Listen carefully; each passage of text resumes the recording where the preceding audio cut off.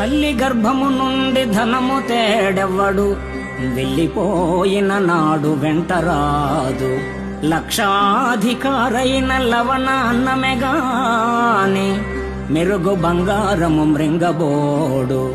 విత్తమార్జన చేసి విర్రవీగుటె కాని, కూడబెట్టిన సొమ్ము కుడువబోడు. పొందుగా మరుగైన భూమి లోపల పెట్టి, దాన ధర్మము లేక దాచి దాచి, తుదకు దొంగలకిత్తురో దొరలకవునో.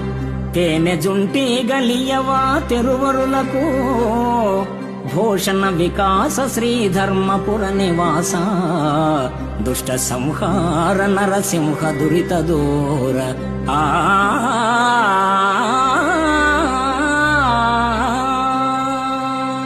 తల్లి గర్భము నుండి అవని తల్లి ఒడిలోనికి వచ్చినప్పుడు వెంట ధనాన్ని తేడెవ్వడు.